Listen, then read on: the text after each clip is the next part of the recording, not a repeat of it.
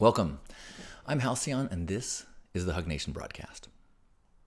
Today, I want to talk about the EveryWhen Project. I just got back from several days in the Mojave Desert, sharing inspiration, music, art, whimsy, deep conversations at EveryWhen. It was the first EveryWhen event.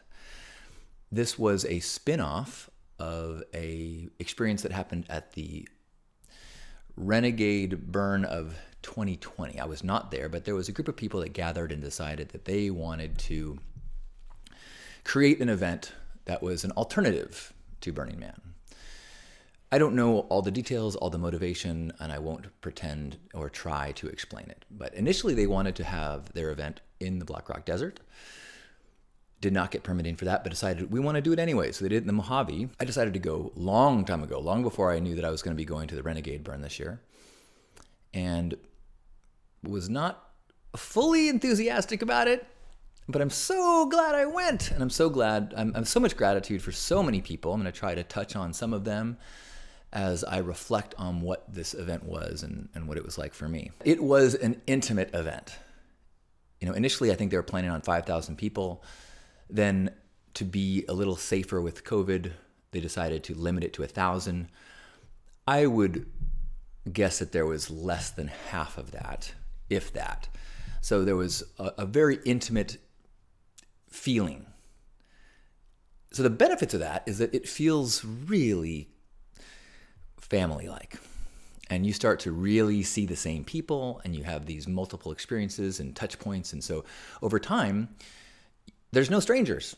In fact, there was a parade Saturday night, I believe, that I was lucky enough to be in.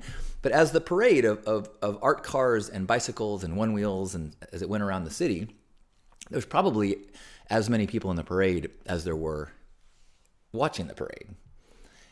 And as we would go around and see people on the side of the road in their camps that we drove by, it was a neat experience to go, oh, I met you earlier. Oh, I served you a pancake. Oh, I just met you here. Like, no strangers, all familiar faces as we waved and went through the city. And so I got there Wednesday night and stayed till Sunday midday. And because it was so intimate and because it was so, there was a reduced frenetic energy. When I'm at Burning Man or often at events, I often feel this almost like a FOMO, like there's so many people that I want to meet. There's so many things I need to do. And that, I love that energy, and I love that kind of, overflowing feeling that there's just too much to do. But it does cause me to sometimes not settle into a deep, long conversation. It certainly makes it so I don't wait in line. Or, if someone says, oh yeah, they're serving grilled cheese here, but it's taking about 30 minutes or so. No way am I going to wait 30 minutes. There's so many other things I could be doing. But here I was like, okay, I'll hang out. I'll meet these people. We'll talk for a while. And so I think more than any event I've been to in a very long time, if ever, I had long conversations with people. And allowed myself to wait for things and did things that I normally wouldn't do. For example, the Camp Filament had a trivia game. And so I joined some campmates and we were a team and we played trivia against other camps and teams.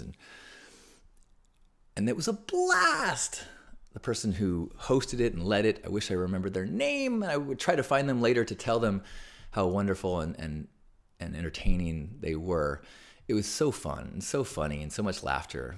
And I would not have dedicated an hour plus to sit down and play a game if I had that feeling of what am I missing by choosing this?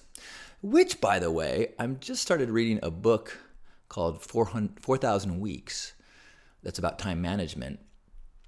And it talks a bunch about how time management is less about maximizing what you can do and more about choosing what you don't do. But I'll get into that another day, another week, when I'm a little bit more familiar with that concept. So I was able to wait for things. I talked to people about their vehicles because I'm now in the market for a new van, perhaps, or maybe a box van. And so I talked to someone who had a converted box van that was super cool. And I had a great experience renting a Sprinter van. This is the second time we rented a van.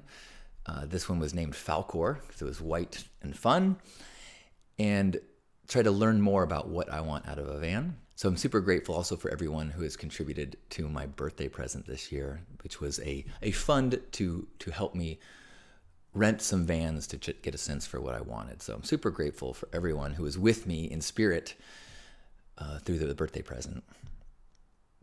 Super grateful for Carpo, one of the Pink Heart co-founders and dear, beautiful friend and soul, who kind of decided that, hey, even let's do something as Pink Heart. And so we decided to serve pancakes and lemonade and set up a small version of our camp. So we were, as I was coming into the gate to be greeted for this event, I said, oh, we'll be serving lemonade and pancakes. And the person said, lemonade pancakes? And I was like, oh, no. Wait a minute. And so Saturday morning, we decided to try. And so when we made the pancakes batter up, instead of adding water, we added a pink lemonade concentrate, frozen concentrate. And we made up the pancake batters. We made the pancakes. And it was amazing. They were delicious. What a happy accident. They didn't even need syrup. They were like lemon cakes. And, sometimes when you think of like a fruit pancake, it's, you maybe have blueberries in a pancake. This was a lemonade pancake. The whole thing was like a little lemon cake that you could put some butter on, and it was incredible. So that became our thing. And we served gluten-free pancakes and lemonade pancakes and for Friday morning and Saturday morning. And despite the modest crowd, we had a wonderful collection of people that came together and had conversations, and we got to gift and have that just so special experience of gifting and making someone's day better. So that was a highlight, was serving pancakes. Some other highlights was I had a bunch of mutant vehicle or art car experiences that were great. Probably the most significant was the Time Bandit vehicle driven by Alex, or as I am trying to convert his play name to Alleluia. Alleluia has this beautiful mutant vehicle with it's small. It carries maybe him and 4 people max. Awesome sound system, beautiful lighting, cool decor, and ended up giving me many rides. And in addition to the many rides that saved my hips and knees, and he also sometimes would take me someplace or take me back to my camp and then say, I'll wait for you. Go ahead and get changed or get together and take your time. I don't have to be any place for an hour. Now, I didn't take an hour, but it was a really growth experience for me because I so struggle with being a burden. And there was even early in the week, I was like, he's sitting there. I need to go all the way back to my camp. Should I ask him for a ride? And I'm like, no, I'm not going to ask him. I start walking. I turn around. No, I'm going to ask him. No, I'm going to walk. And it goes back to something I was talking about in a previous week here about, ask versus guess culture. And if you can feel comfortable asking and trust someone to be comfortable saying no, you can reach these incredible places of consensual opportunity and just experiences that you would never have if you're trying to guess or trying to avoid the possibility of a no or any awkwardness. And so he was so instrumental in helping me to ask. And as we shared our friendship and grew our friendship, he made it really clear that this was an opportunity for him to gift. And he got so much joy from giving me this, just as I received so much joy from the aid that he gave me. So super grateful for him and for those experiences. Also grateful for the other cars that I got to experience, the Caterpillar and Joyism and the filament car, and especially Zuza, which Mike just outdoes himself over and over. And one of my favorite experiences of the week was on Sunday morning. Tropo, this brilliant musician and violinist and composer, who I've known for many years actually. Although if you looked at the two of us, you would never guess that we've been in the scene so long, because we look good. But he played a sunset on Saturday night and then a sunrise on Sunday. And the sunrise on the Zuza car in front of this pink furry sculpture was just exquisite. And just grateful for everyone involved with making that a possibility. And I highly recommend you look up Tropo and his music. I'm super grateful for Lofax, who gave me this incredible necklace that he designed and made, as well as I got to thank him for his efforts in the Plan B organization for the Renegade Burn. Super grateful for Terry, my campmate, who took on so much organizing for this event, and all the organizers and all the volunteers. I'm grateful that I missed the crazy wind, 70 miles per hour or so. It depends on who you ask, but crazy enough to destroy a bunch of art and destroy a bunch of tents. And as one person told me, that they were in a porta potty when the winds kicked up, and they heard thunk, thunk, as the porta potties on either side of them fell over. So I'm grateful I missed that. Although I did gain something that I add now to my daily gratitude list. Every day I get to end the day and go, I am so grateful that I was not trapped in a porta potty that fell over in the wind today. Yes.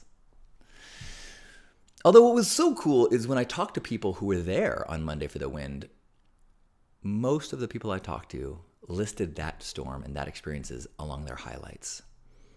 It's one of those things that you wouldn't choose it, but when you survive, when you step up, when you find what's in you, you discover you're more than you thought. You're capable, and an adventure like that makes you feel alive. So I'm glad I missed it, and I regret missing it. Grateful for the experience of getting inoculated. There was a nurse's station with these IV bags with different inoculations you get. And so I actually got my card of the inoculations I got. And I just thought they did this beautiful gifting experience where you did an intake form, and then you had to explain your allergies to things like selfishness. And then they gave you this, they gave you these shots. For example, the MMR I got. And the MMR is for inoculated against manipulation, materialism, and regret. Isn't that cool? And they took their time, they set you down, and they gave you a shot, either alcohol or non-alcoholic. I was doing no alcohol for this month, so I did a little seltzer shot. Or they have the Tdap. The Tdap inoculation is against tyranny, dishonesty, apathy, and paranoia. And so I got my full vaccination card. I'm all up to date. I am feeling light and free, thanks to that beautiful camp experience. They had signs in the porta potties that say, please, don't deface this. The money that comes out of the money that we could give to artists if we have to pay for the damage to these. And so they did encourage people to adopt them. So there were some that were decorated beautifully. There was one that had tape in it with, graffiti on the tape. And I saw, I think, perhaps the best graffiti I've ever seen, or certainly up there. It said, I used to be addicted to the hokey pokey, but I turned my life around. Genius! Oh my gosh, I love that. It was a bummer that there were not more people there that got to experience this. A lot of people put so much effort into the art projects, to the theme camps. Things like, the Hug Deli was there. But because of the number of people and the spacing and stuff, very few people were walking by. And that was just unfortunate that there was not more gifting happening because there was fewer people to gift to. And the dance floors, there was really not enough people to fill all the dance floors. It was a incredible sound system at Soundgarden that had speakers all the way around that pointed in. That if you were there, it was just sounded so good. There was the Filament that I had some crazy dancing on. In addition to the dance floors, next to the Mutant Vehicles like Zuza, and then there was the No Stone Unturned dance floor that I just cut a rug on a bit, and the Savage Garden dance floor. So all these opportunities to dance, but and at some point each of them had enough of a crowd to really get it going, but not enough for all of them to be going off at the same time, or too many at once. The Paraluna was there. This incredible LED. If you've never seen it, it's hard to explain. But for the first time ever, Paraluna played. There was a DJ set. Jersey. He played a DJ set underneath the Paraluna dance floor, and having a dance party underneath the Paraluna LED art was pretty special. A lot of pretty specialness, a lot of incredible people. Got to hear a lot of stories from people about their lives. I got to share the things that I'm doing in the world, the gratitude circles and the morning love. I got to meet people that have been participating in the morning love each day and got to see them in person and hug them. I'm feeling full and grateful and so grateful for the number of people that have made choices in their lives to pursue gifting, pursue the 10 principles, often to make bold choices in opposition to the traditional success metrics. And as you meet more people making those choices and taking those risks, it's inspiring. And inspiring just to meet people who are present and open-hearted and loving and to connect with them. Just as it is so inspiring to connect with you in this moment. So if I met you at EveryWhen, if I connected with you at EveryWhen, if I will meet you someday, I am grateful for you. Thank you. I love you.